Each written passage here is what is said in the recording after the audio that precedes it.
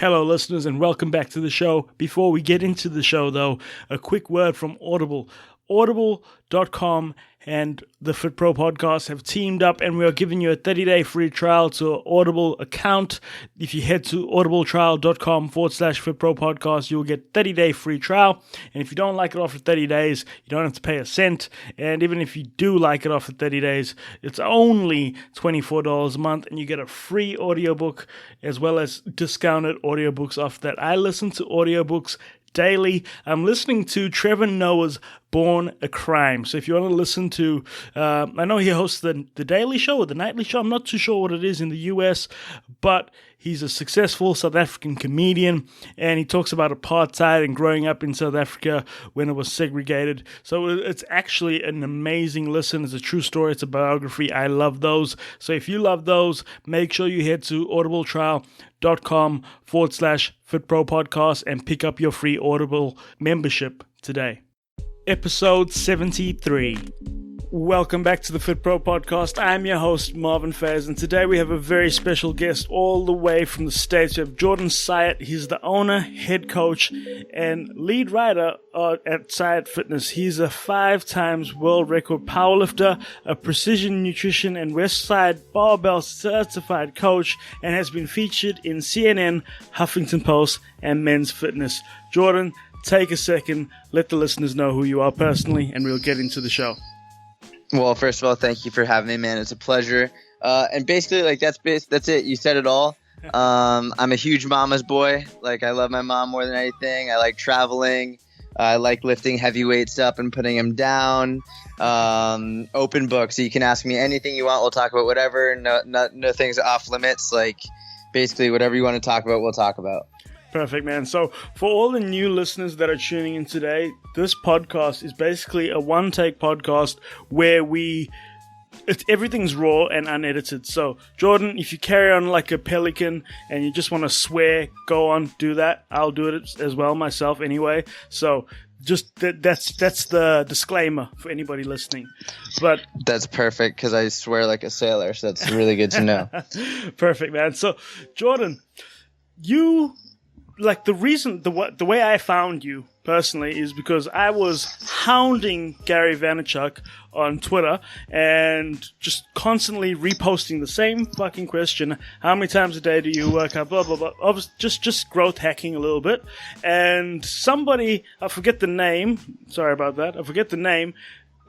Linked me up with you and said, this guy would know. He trains him. How the hell did you go about getting that job? So it's a long story. I'll try and make it as short as possible. But basically, I started my online business when I was 19. And so I'm 25 now. And so I've been writing literally every single day nonstop since I was 19 and building brand awareness and like getting my name out there. And so what happened was Gary's old coach, Mike, he actually ended up following my work before he became Gary's coach. So he had followed my work. He knew who I was. He trusted me. And then by the time Gary was looking for a new coach when Mike was done, when their contract was up, and I applied, there was already a lot of trust built up because Mike knew who I was and Gary trusted Mike. So that's like the long story. I was actually at that point in time, by the time I graduated college, I didn't have to work for anybody. I solely worked from my online business. So I moved from Boston, where I grew up, to Israel, because I always wanted to just like live on the beach in Israel and work from my computer. So I was doing that for a while. And when the job with Gary was announced, I sort of threw my name in the hat without really thinking it was going to happen, because so many people were applying, and it just didn't seem like it was going to be a possibility. And then Mike gave me a call. He was like, you want to fly to New York from Tel Aviv to coach Gary for an hour? And I was like, holy shit. Yeah, absolutely. like that was my interview. And so I did that, and I didn't hear anything for about 6 weeks or so. And then after 6 weeks, after I flew there and back, I found out I got the job, and basically I within about 72 hours of finding out I got the job, I had moved all of my stuff out of Israel and found a place in New York and started coaching Gary a week later. Perfect. So, do you coach? Do you have a big clientele now, or is it just Gary full time? So my only in-person client is Gary. I haven't coached people in person since I was like 22, 21, 22, because after school, like all my entire business was just online. So he's my only in-person, but I do a lot of online coaching as well for my own business. Okay, cool. And how does one go from being in school to having their own online fitness business and basically living on a beach in Israel? Well, a lot of, as Gary says, bleeding out of your fucking eyes. It's like, it was a lot of, I mean, basically like my time in college from 19 until graduating, 19 until now, literally literally I'm coming off of an all-nighter working, not kidding. Yeah. So like basically my time in college, I was not a partier. I wasn't a drinker. I wasn't like taking naps during the day. Literally, I would wake up, me and my one buddy who also, he worked like a horse. We would like try and, his name is Sean. We would try and see who would wake up earlier to start getting work done sooner. So like I would wake up at 3:57 to beat him because he would wake up at 4. And like I would work for 4 hours writing articles and researching stuff and making videos before my first class. And that's all I did. My entire college career was basically just writing free content for my website. So by the time I graduated college, I had built up enough of a online clientele to where I could basically just work from my computer wherever I wanted. Perfect. So you were in that environment already where there was someone else already pushing you. Most of the time in the fitness industry, you're alone. It must be something quite special to have somebody else there. Does he do the same thing, or is he doing something different? No, he's a history teacher. Literally, like we're just really good friends and very competitive. So like it was literally like, let's just see who could wake up earlier. Oh, you're brilliant. So you've obviously created a lot of content over the years that has allowed you to be featured on like CNN, Huffington Post, and Men's Fitness. How do you stay creative over all this period of time? Because how long have you been doing it for? 19 to 25, so it's like just about 6 years. About 6 years, and you've obviously built a name for yourself to the point where, like the pseudo celebrity Gary V, and I'm sure you've trained other notable people as well. Like, how do you develop yourself in that 6 year period of time? Because really, that's not even a long time. If we're all being honest, there's so much more work that can go into it. But in 6 years, you've gone from somebody that's obviously been training no one to now training high-profile clients. How does that happen? Well, honestly, like the whole reason it's been able to happen is because of content creation and because of brand awareness and getting people's attention. That's really why it's all been created. So I will say I was really lucky. I competed in powerlifting. So I grew up as a wrestler and I competed in powerlifting, and I was really fortunate to do very well in powerlifting, and I set several world records, and Wow. Because of that, people started to follow me for my powerlifting. And with that, like basically what I started doing is I started just writing articles about powerlifting, different various methods of powerlifting, how to structure your training programs, how to structure your diet. And I just wrote and made videos and filmed my own training. And I literally, it wasn't with the intention of creating a business. It was never the intent of making money. The sole intent was to put information out to help people. Truly, I never expected like to have a business from the content that I was creating. It was literally just like, I hope this helps people. And over time, people started saying, well, could you write my program? Can you write my program? Can you do nutrition for me? And like, I was like, eventually I was like, holy shit, like I could charge for this. And that's when like it all of a sudden became, oh, wow, this could be a business. And if I get more strategic with it, it could be a very lucrative business. So the whole reason all of this stuff came about, whether it was, I was able to train at Westside Barbell, which is like the strongest gym in the world in Ohio. And I was able to train at Cressy Sports Performance, and I was able to get this job with Gary, and everything I've been able to do is essentially predicated on the fact that I've been putting out content, because if I hadn't been putting out content, none of them would have known who I was. And obviously you've built a massive following now. And how does one... Because I want to break it down for people that sort of want to do a similar thing to you, because a lot of the audience is either fitness professionals or people trying to get into the field, or fitness entrepreneurs, whatever it may be. How do you go from nobody to being a fitness coach? What are the steps that you can take, like a paint by numbers for the rookie out there? Like from literally starting from scratch, having never coached anybody, to like starting to coach people? Yes. I mean, so number one is like, what I think is actually really important to clarify. I got my first personal training job when I was 14 years old. Yeah. So I think a lot of people hear that I was doing this at 19 and they think, wow, like he probably just started. And no. Like, I was working with people who were working with Eric Cressy, working with Mike Boyle, working with Louis Simmons, working with Pavel Tsatsouline. I was thrust into a group of coaches who took me under their wing, who were very science-based and very, very well-versed in, like, everything that I needed to know. I never had, like, a bro phase. I never had, like, a stupid phase. Mm-hmm. Like, realistically, I did, but, like, my stupid phase was, like, a science-based stupid phase. It really wasn't that bad. So the number one most important thing is, like, you have to start by, like, studying and learning and, like, looking into science. And that doesn't mean Men's Fitness, and it doesn't mean Yahoo, and it doesn't mean bodybuilding.com. It means actually, like, digging into textbooks. And, like, I actually have two separate articles on my website. If you search the best books for strength and conditioning coaches on Google, mm-hmm. and if you search the best nutrition books for nutrition coaches, then you're going to find my article. It'll pop right up, and basically it's going to give you the best resources that you can get for both strength training and for nutrition, to really start actually learning the science and the truth behind it, rather than the dogma and the myth that we find perpetuated everywhere else.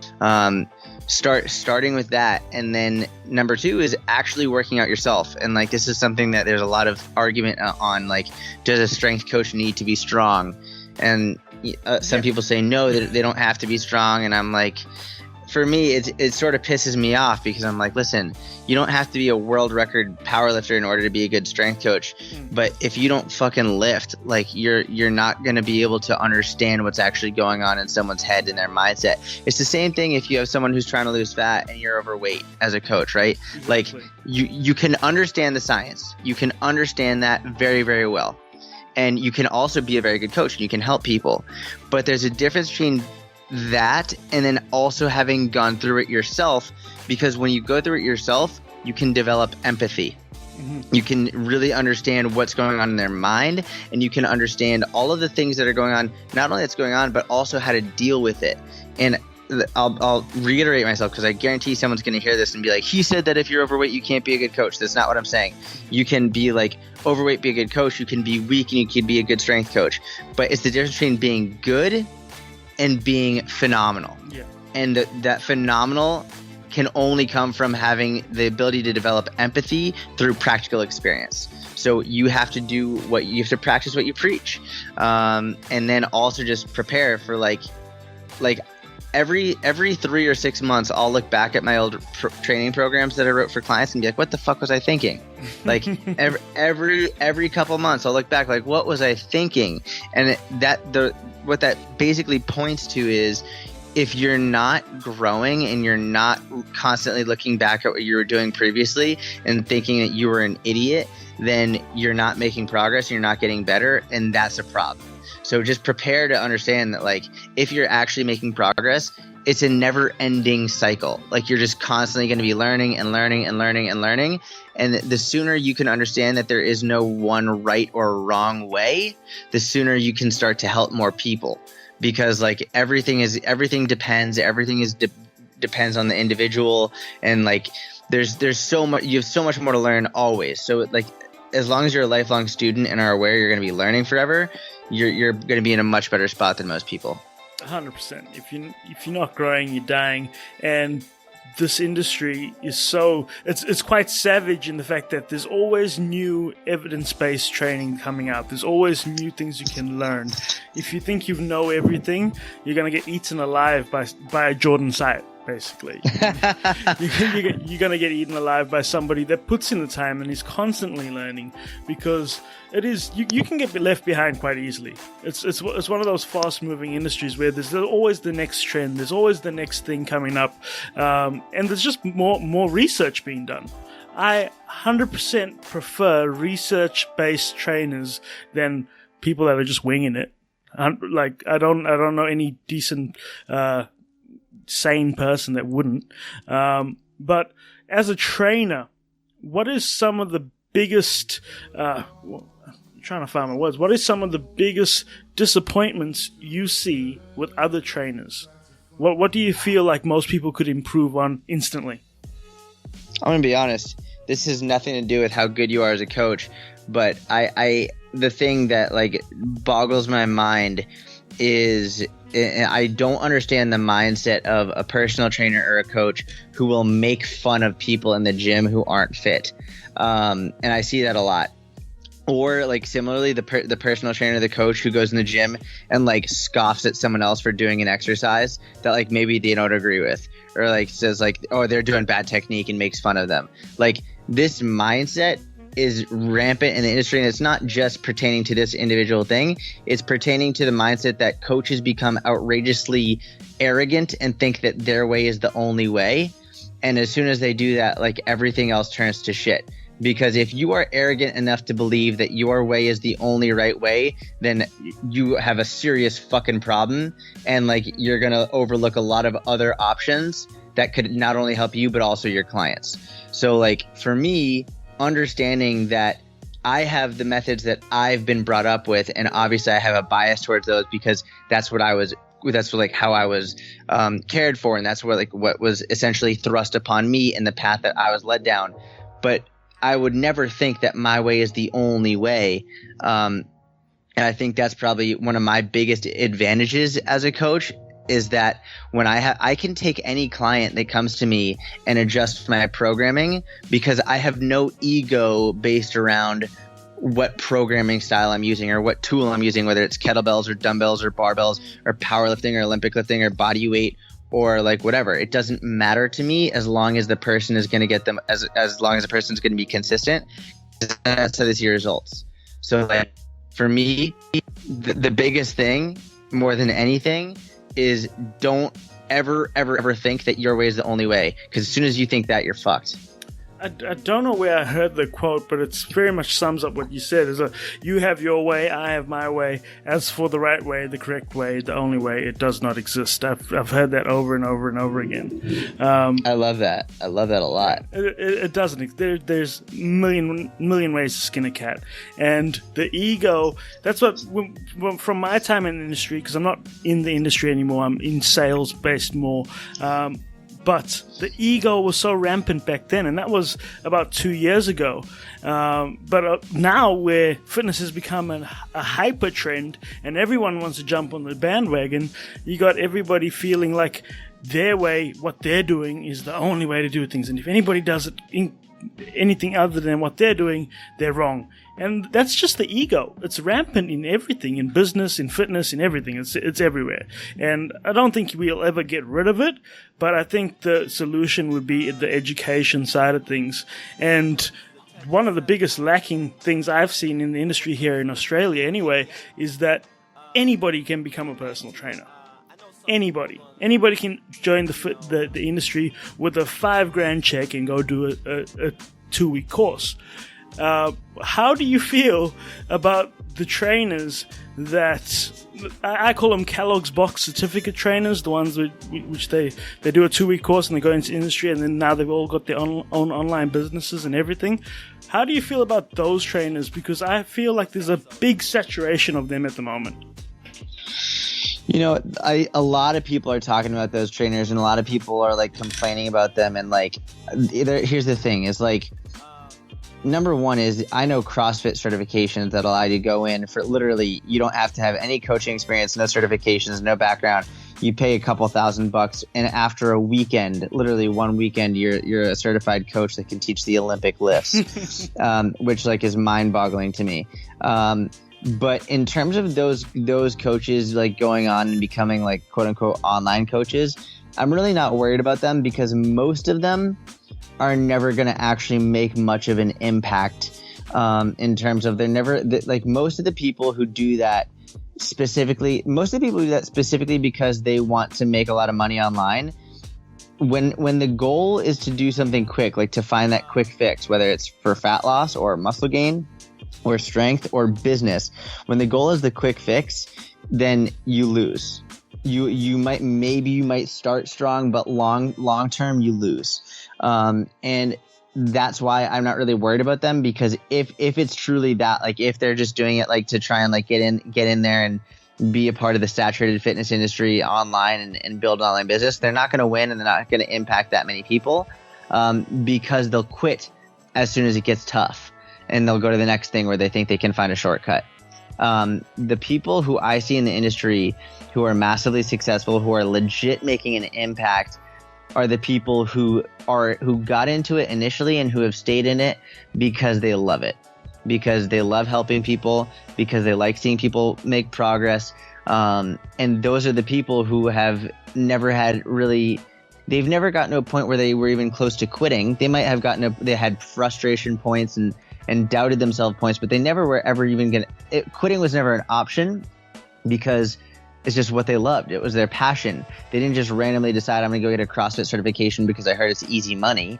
They did it because that's what they loved. So it's like, I'm not worried about them. I'm concerned for the people who go to see them in person. If like you legit have someone who like who just passed the weekend course and then they're actually training in person and people are going in. Like I have a lot of clients that come to me from places like that because they get injured. And then, you know, my job is to help heal them. So that's more concerning than anything else, but they'll be short-lived. They won't last. This industry is brutal. This industry is a brutal industry, an insanely high burnout rate. And the only way you can sustain it is if you truly, truly love it. 100% agree there again. And it is one of those industries where the cream rises to the top anyway. I wanted to hear your opinion on it, because that's how I feel anyway, is that the industry itself is self-regulating. It sorts itself out. At certain points, there may be more than you would like in there with a piss poor performance rate, but eventually it sorts itself out. Now, Jordan, you've been doing this now for 6 years. What has been your highest point so far, professionally, as a fitness professional? Oh man, there's been a bunch. Like there's been so many different high points. There's been a lot of high points. There's been a lot of low points too. I mean, there's just a bunch. For me, like one of the coolest things for me more recently, when I first started realizing like that this was a viable business model, my main goal was just like, okay, I'll just work with one-on-one clients and that'll be that. But like after you hit a certain number of one-on-one clients and raise your prices to a certain point, it's like, do I really even want to raise my prices anymore? And like, it's physically not possible for me to work with any more people. So I actually very recently, relatively recently, a little over a year ago, created a membership community that is very low cost. It's only $24 a month. And every month I give a 3-day workout program, a 4-day workout program. I hired a chef to create recipes for the membership community. I have some other coaches writing content like articles. I do exercise videos. It's like just a massive community. We have a private members forum. And for me, one of the best parts about it is it's given people both. I have a lot of clients who are one-on-one clients who also are in the inner circle, but also people who might not have been able to afford the one-on-one. it's given them an opportunity to still get really good programming and really solid advice and have accountability in that group setting. And that's probably one of my highest highs, both like for the benefit of other people and also selfishly, just because that's something I really wanted to create for a long time. And it just came to fruition last year. And by the way, like, I'm going through ups and downs with that constantly in terms of, like, you know, maybe I'll go through a couple week period where no one signs on and I get like 10 people canceling, but then like I'll go through a high period where I get like out of nowhere like 15, 20 people signing on, and everyone's just saying they love it and they're making tremendous progress. So that's like the nature of the game, is where some days are great, some days are not. As Jim Rohn said, like, life is like the seasons. Like, you always, you know, winter is coming and you know summer is coming. Like, you know they're going to be there, but yet even when it comes around, sometimes you're not prepared for it. So, like, sort of just knowing and understanding, some days are some days are going to be amazing, some days are going to be terrible. Just know and understand that, and so that when they do come around, when the gets to be the best of the best of the best, and it's a high point, don't get too high, and when it gets to be a low of the low of the low, don't get too low, because it's always going to change. 100%. There's the seasons. It's just like life. It follows a pattern, and you can see it. And I love that advice. It's great. But as a fitness professional, now, again, for the last 6 years you've been doing this, what are some insights from the industry that would help somebody that is struggling and not really finding their place in the industry and feels like they might be dipping out soon? What is the advice for a professional who is struggling and might want to dip out soon? Honestly, like, here's the deal. There isn't a single profession that is going to be easy. And, like, here's if you love fitness, if you love coaching, if you love helping other people succeed, if this is what you honestly love to do more than anything, and you couldn't really imagine yourself sitting in a desk and doing whatever, then, like, just buckle down and do it and fight for it, because it's going to be worth it. It's just going to be worth it. If you could imagine yourself working at a desk, and if you just love working out, but you honestly don't like coaching other people, which is totally valid. I know a lot of people who realized that later on. They're like, no, I like working out, I don't like coaching other people. Then get out, because it's only going to get worse. If you don't actually like coaching other people, get out now, because it will never get better. Like, you have to figure out what you love to do. And if you love coaching people, stay, because it'll be worth it. If you don't love coaching people, get out. Some of the realest advice anybody will ever hear. If you don't like it, leave, basically. So, I think we've done 25 minutes. We've got 5 minutes left. Jordan, you've been working with Gary Vee for a while now. What are some things you've learned from him in the short period of time you've been working with him? Let's see. Oh, you know what? Here's actually something him and I were just talking about yesterday.